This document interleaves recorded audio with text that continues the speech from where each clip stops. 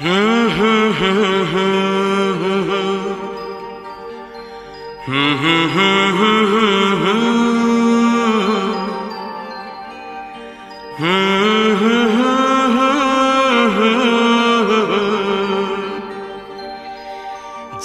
करे देखता रहूं। क्या?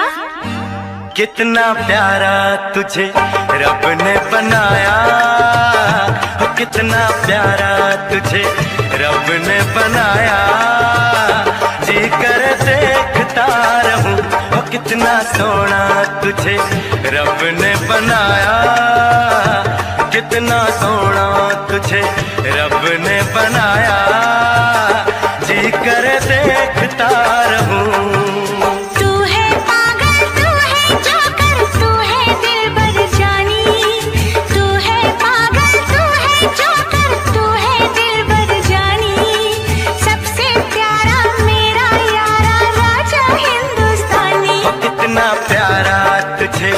रब ने बनाया, जी कर देखता रहूं। कितना सोना तुझे रब ने बनाया, जी कर देखता रहूं।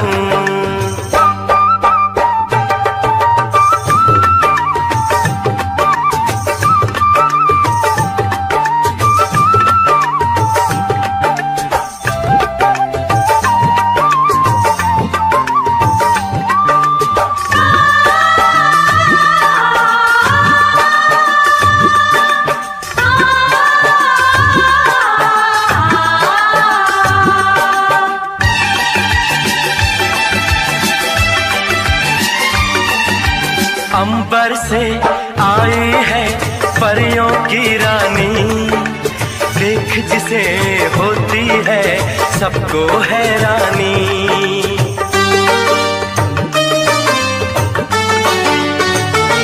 ओ अंबर से आई है परियों की रानी, देख जिसे होती है सबको हैरानी।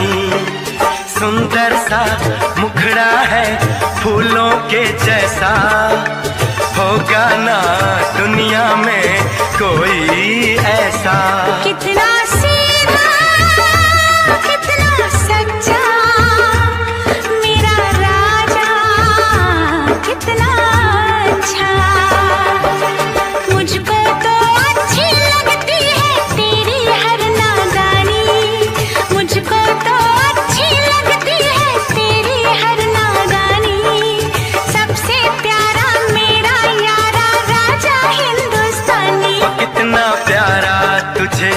रब ने बनाया, जी कर देखता रहूं। कितना सोना तुझे रब ने बनाया, जी कर देखता रहूं।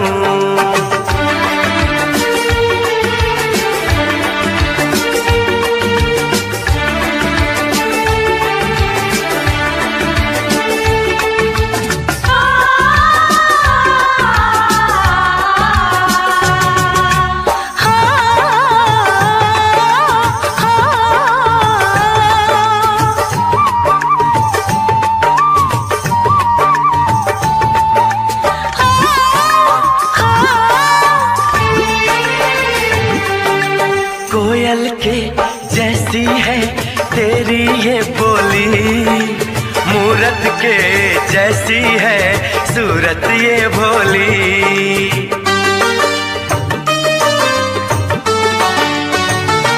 ओ कोयल के जैसी है तेरी ये बोली, मूरत के जैसी है सूरत ये भोली।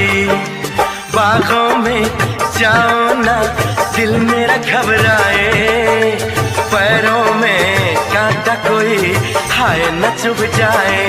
मैं दीवानी हो ना जाऊं, तेरी बातों में खो ना जाऊं। उड़ता बादल बहता पानी बोले रुत मस्तानी, उड़ता बादल बहता पानी बोले रुत मस्तानी। क्या? सबसे प्यारा मेरा यारा राजा हिंदुस्तानी। तुझे रब ने बनाया, कितना सोना तुझे रब ने बनाया, जी कर देखता रहूं। तू है पागल, तू है जोकर, तू है दिलबर जानी, सबसे प्यारा मेरा यारा राजा हिंदुस्तानी। कितना प्यारा तुझे रब ने बनाया, जी कर देखता रहूं।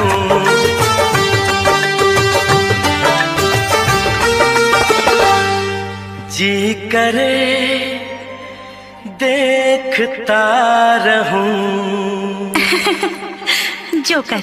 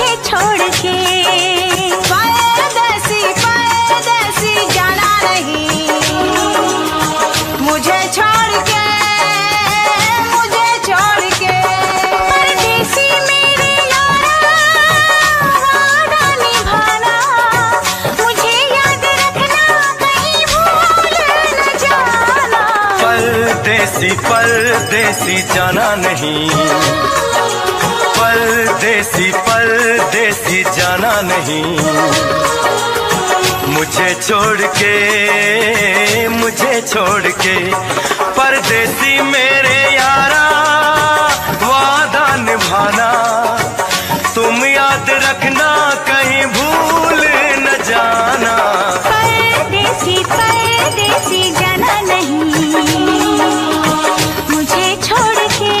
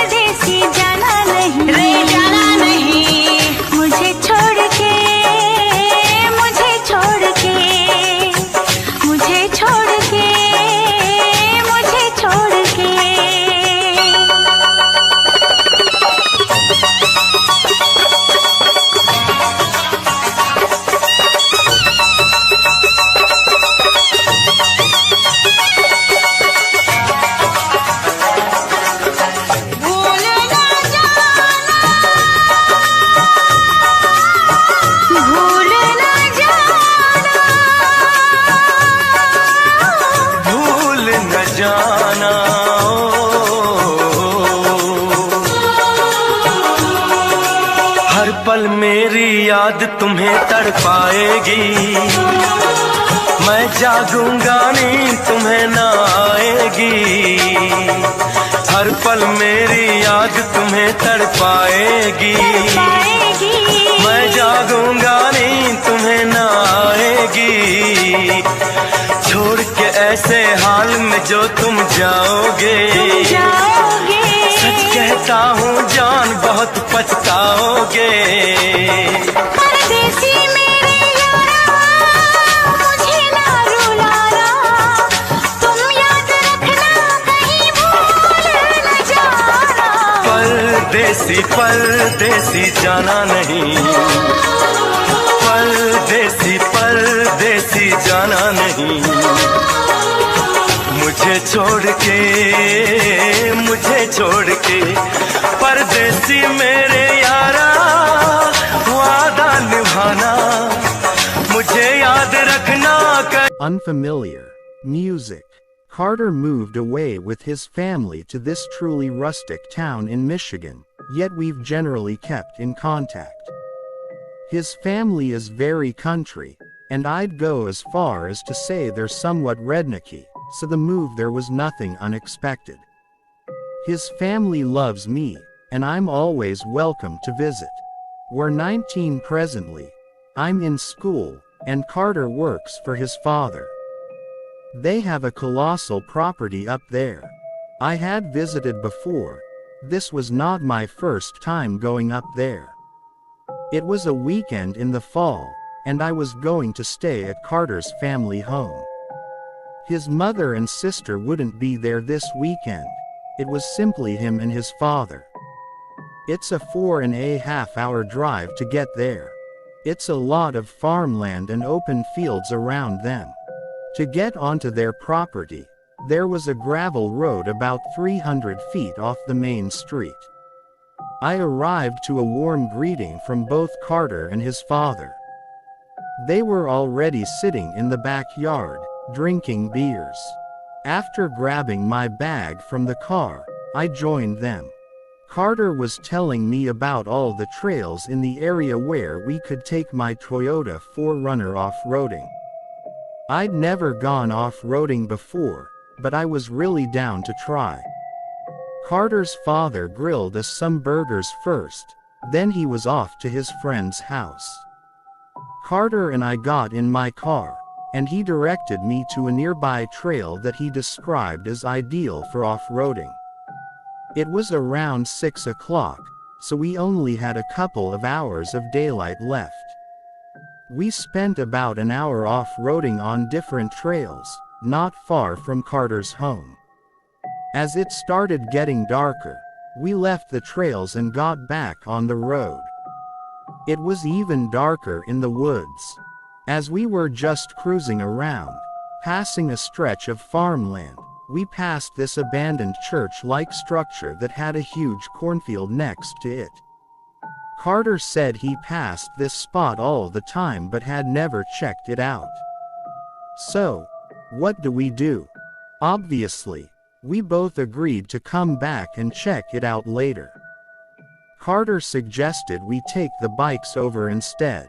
His family had a bunch of mountain bikes, fully equipped with lights and everything.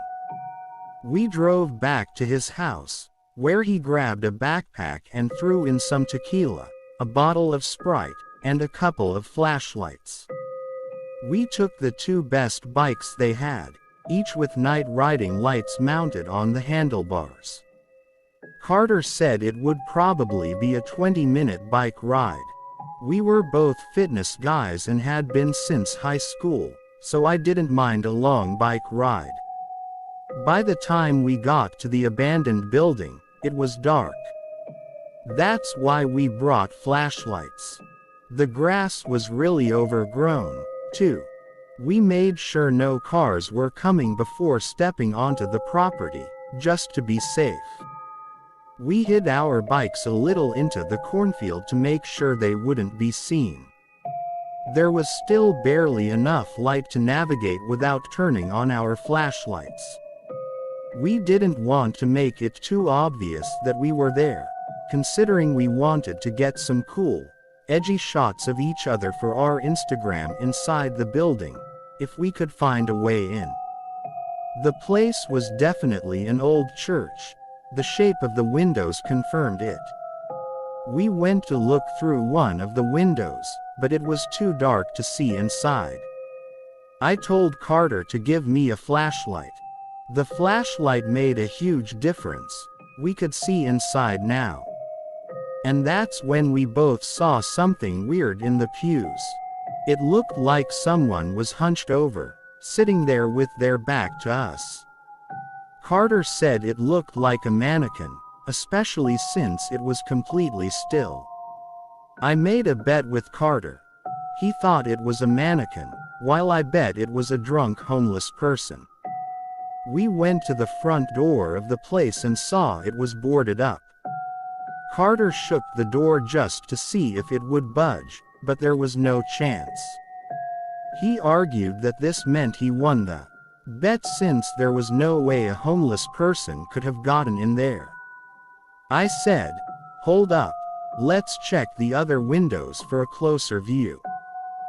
So, we walked to the other side of the church, to the window that had the best angle on what we had seen in there. But when I shined the flashlight through the glass, whatever had been in that seat just minutes ago was gone. I told Carter he owed me money since I was right, but I was also a little freaked out. He asked, "Where did they go then?" I pointed the light in every direction until we both spotted it at the exact same time, jumping back in shock. The man was now standing right to the left of the window, inside the building. He was staring at us. But he didn't look like a homeless man to me. We immediately took off, running toward the cornfield. In a panic, we tried to find the bikes but couldn't. It was so dark now that we avoided turning on our flashlights, afraid of revealing ourselves. Then, we heard a bang from the church building. It sounded like a door slamming. Carter whispered for me to stay quiet. He heard sounds in the cornfield, like someone brushing through the crops. Then, suddenly, dead silence. No breeze, no movement, just stillness. We crouched down, terrified to move. We were there for a solid minute before Carter whispered, "Which way did we leave the bikes?" And that's when we heard the crops rustling. Just feet away from us, someone was running toward us. I yelled, "Go!" We tore through the cornfield, crops smacking me in the face as we ran blindly. Eventually, we burst out onto the road. The pursuit had stopped. Carter immediately called his father, who came to pick us up. His dad wasn't the type to get mad about us trespassing or drinking. But he was pissed about the bikes. Still, he said we were right to leave them behind and run.